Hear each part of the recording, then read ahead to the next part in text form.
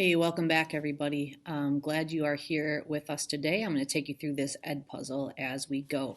If you want, you can have the note sheet open too, for you to be able to follow along and make sure you get the vocabulary and the notes that you need for this particular section of the war. All right, we are starting today taking a look at just the changing of the war. The second of the half of the war, we're going to see a lot of things progress. You're going to see technology progress, and that includes with types of weaponry, and machines as well. Transportation is going to progress. We've already taken a look at photography and how that's going to change the war as well.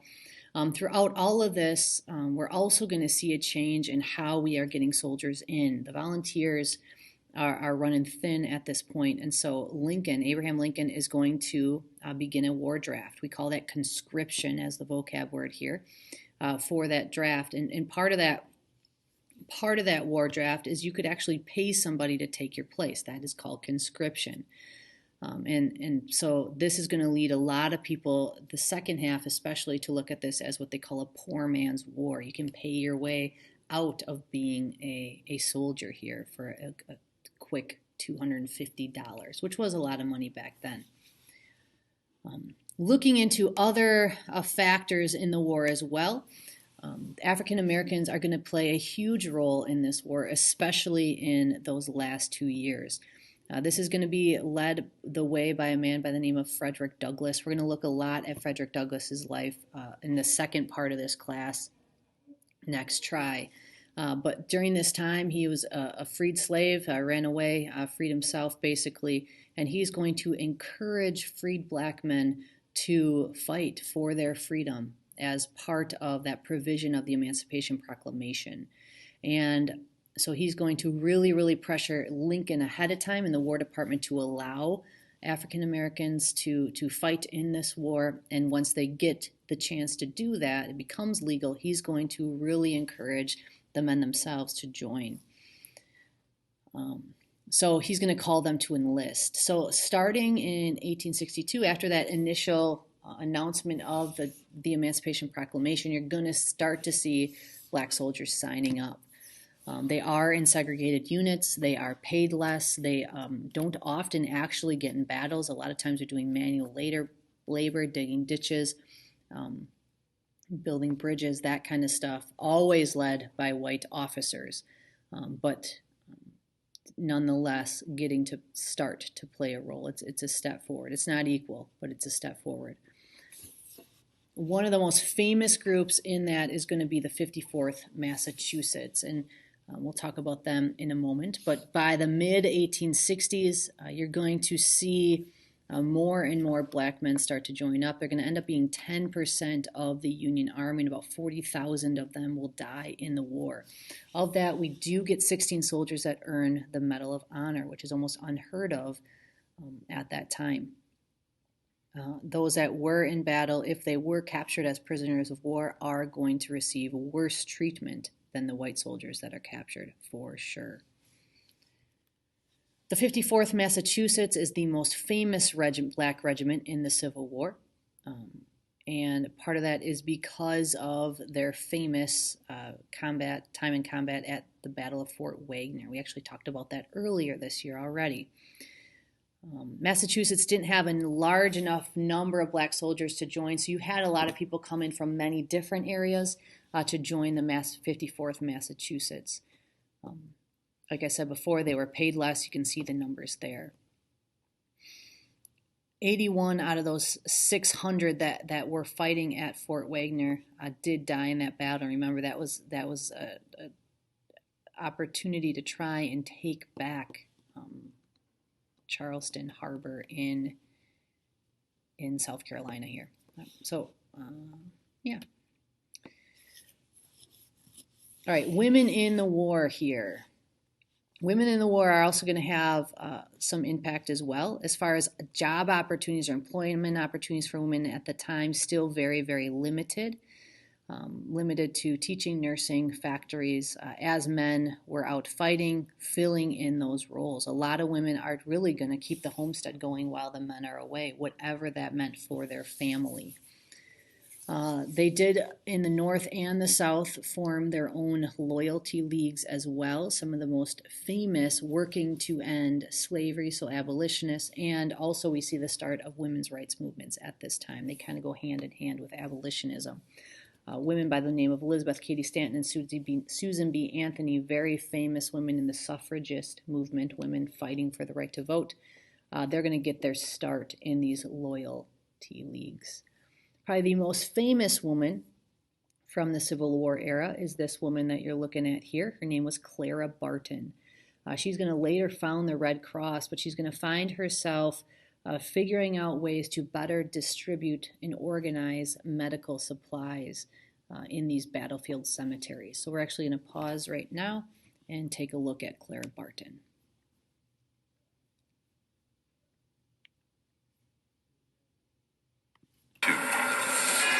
6,000 are killed.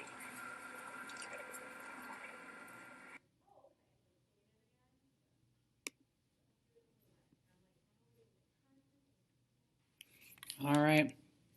So introduced to Clara Barton there in that video clip.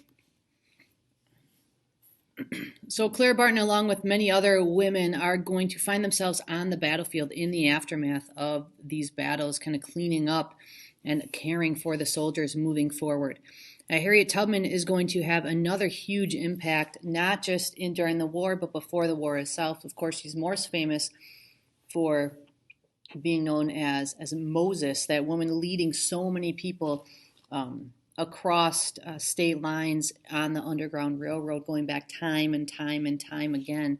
But in the war itself, she served as a scout for the 2nd South Carolina there. She moved in really as a spy, leading troops into battle, one of the only women to do that during this time, using those same tactics she used to help slaves run away on the Underground Railroad, now to gather information on the Confederates for the North. And so both of these women helping in instrumental ways, expanding how we look at women today.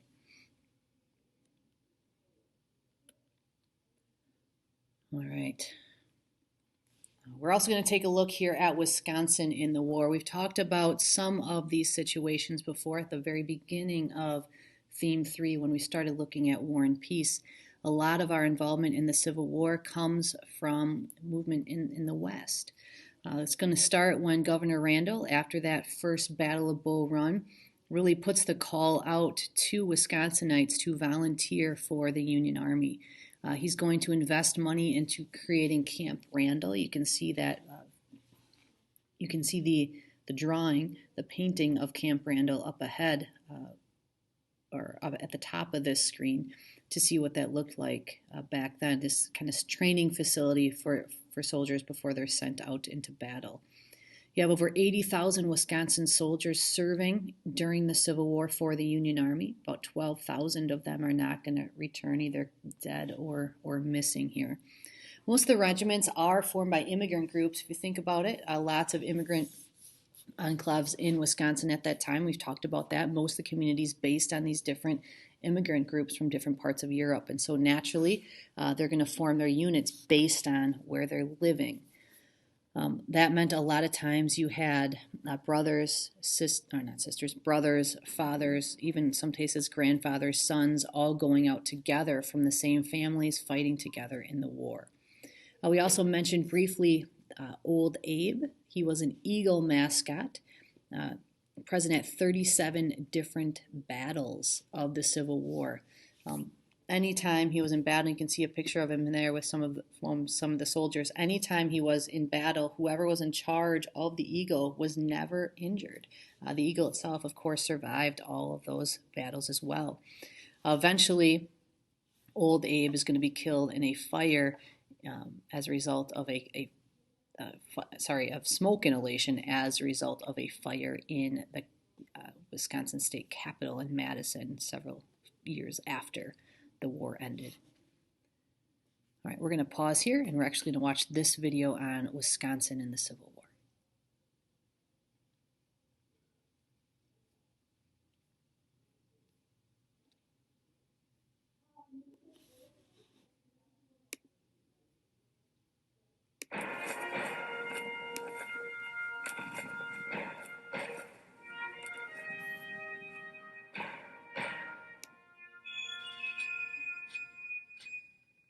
My name is Dave Wege. I'm teacher and principal at Bakusa Lutheran Grade School in Campbellsport, Wisconsin.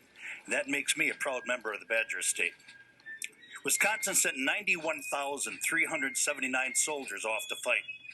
53 were regiments of infantry, 4 regiments of cavalry, 13 batteries of artillery, and even a company of the famous Berdan sharpshooters. 12,216 troops never returned home. Wisconsin was known for some solid fighting regiments, particularly in the Western Theater.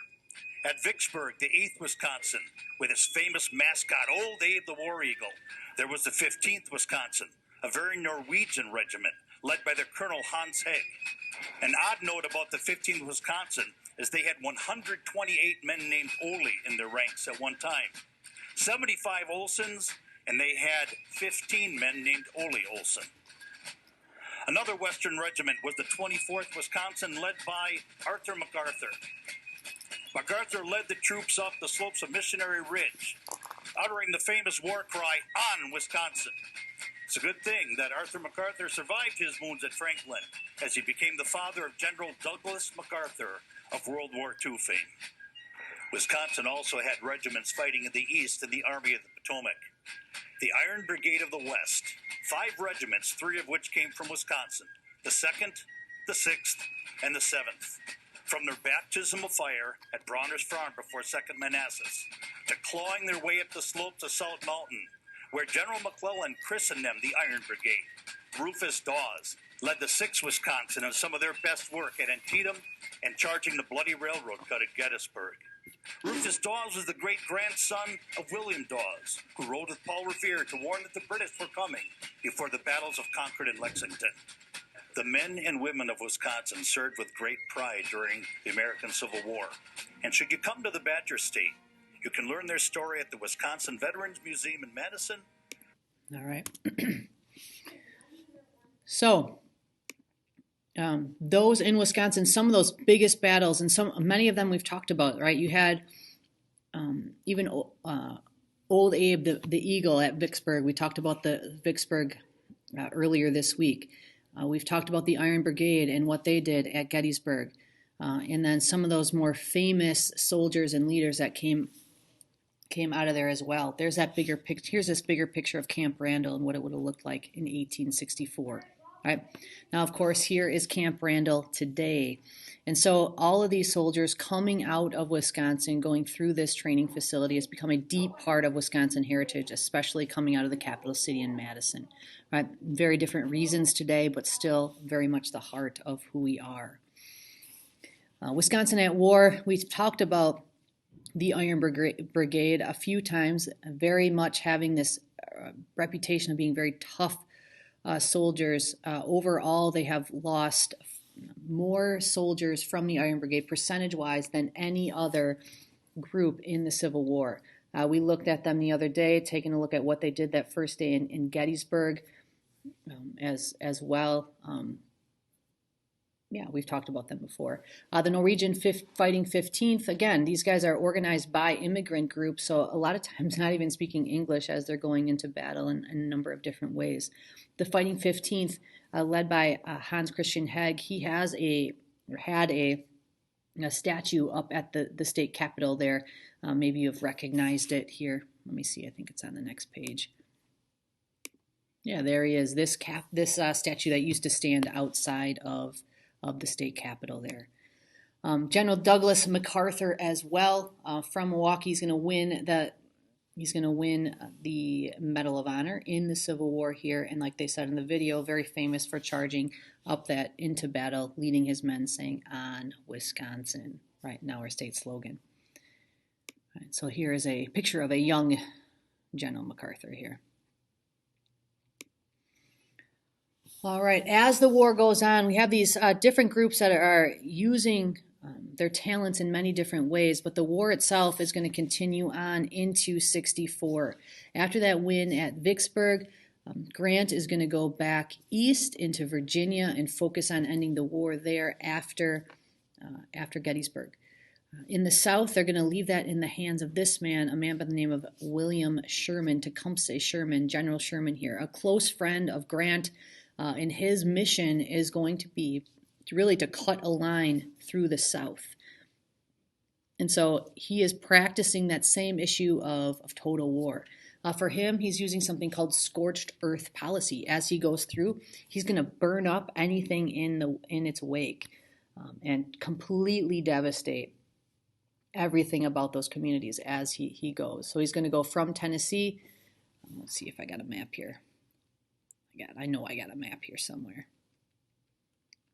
Way back here? Man, that is rough. Sorry. All right. So he's going to start in Tennessee up in Chattanooga and just march his way down through Atlanta, burn Atlanta, literally burn it to the ground here, and continue to cut that path all the way to Savannah, right? It's all about destruction here, as much destruction as possible, really trying to weaken not just the Southern forces, but the morale of the people as well. At this point in the war, trying to just destroy their will to survive as an independent nation. Let me see if I can get back to where I was before.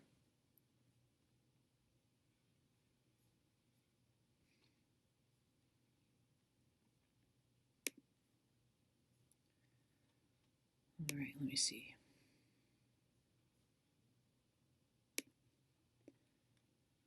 All right, let's take a look at this video clip as we look at. All right, so I think they kind of sum it up there. Sherman is marching to the sea, destroying everything in his sight, from transportation lines to crops, to people's homes, and living off the land as he goes, really not caring how that destruction is going to end up.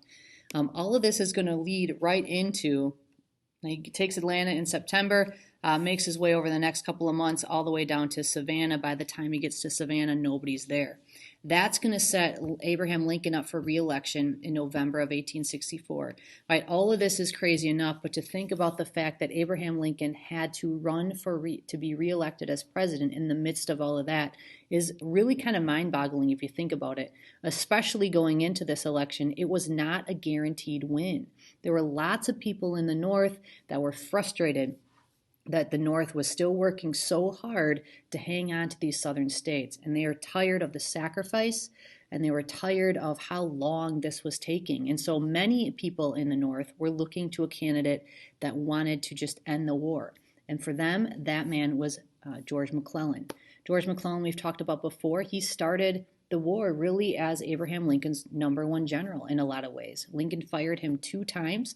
The final time was after Antietam, after he did not chase down Lee when that battle was done. So it originally was a pretty close race. It was not guaranteed. However, Sherman's march to the sea and the success by General Grant and some other major victories leading up to November of 1864 is going to change that. By the time people actually go to the polls in November, they're going to feel like the Union's going to win this. It's only a matter of time. But that is because of that very aggressive, scorched earth policy of General Sherman and General Grant leading up to this. It's going to take a lot of destruction to break the will of those Southern Confederates. So eventually the surrender does come into play here. And on April 9th, 1865, Lee basically has run out of everything. There are no more reinforcements. They are out of food and supplies and really everything. And so Lee gets to a point where he says, as kind of the main bulk of the army under Lee here, he says, I need to go talk to Grant. Right? He says, I would rather die 1,000 deaths than do what I'm going to go do, but I got to go do it. And so they have the surrender. Grant very kind of openly tells his soldiers, do not celebrate this. Him and Lincoln had talked about how they were going to handle this eventual conversation going into it here. So we'll pause and we'll watch this video here to take you through that.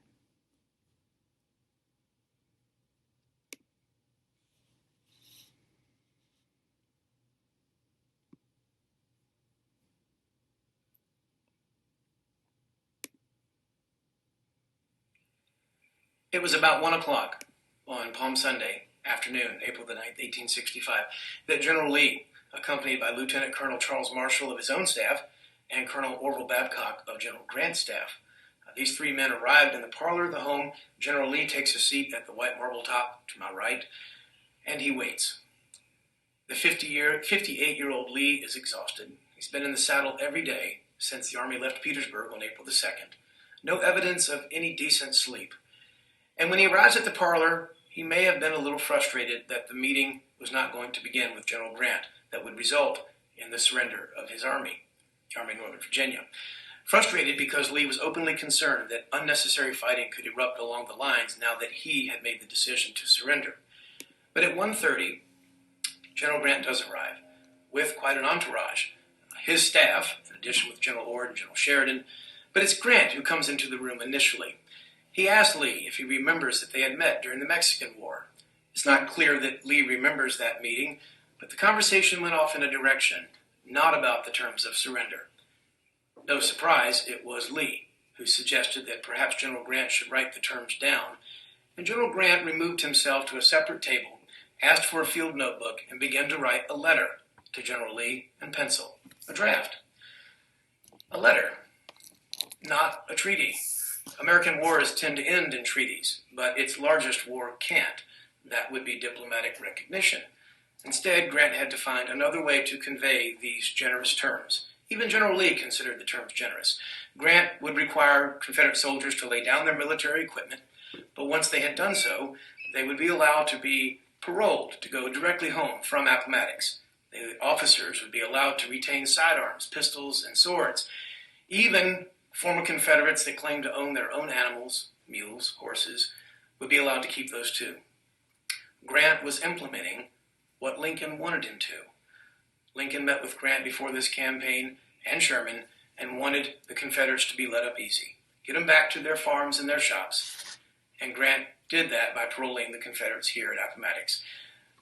Lee would have Charles Marshall write a response letter to Grant's letter, agreeing to the terms. The letters were exchanged, and by 3 o'clock the meeting had ended. Lee left first, and once mounted Traveler in the front yard and left to return to his army, but before he left the yard, exchanged a tipping of the hat with General Grant. Lee returned back to his army, where about 30,000 men awaited to hear if the rumor was true. Grant left a little later, and once he did, behind, here in the parlor, were more than a dozen federal officers, Grant's staff, and others. They found themselves in a room full of some pretty nice souvenirs, evidence that this meeting was surreal even for them. Lee and Grant had just met face to face. The tables that Lee and Grant had used, the chairs they had used, the candlesticks on Lee's table, even the doll on the mantel that belonged to 7-year-old Lula McLean were all taken as souvenirs, some paid for, some not. Today, in the parlor, the horsehair sofa inside, also the 2 vases on the mantel behind me, are original. The candlesticks from Lee's table and Lula's doll are in the museum, in the visitor center here in the park. All right. Get out of here.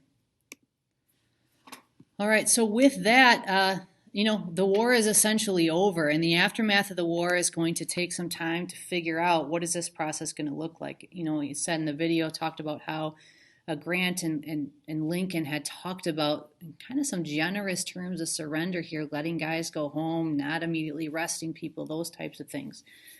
So as we look at the effects of this victory, we're going to talk about this more in class in the next couple of days.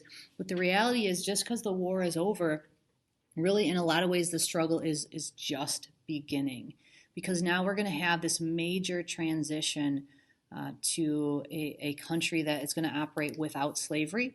And how do you put together a country that was so deeply divided for so long?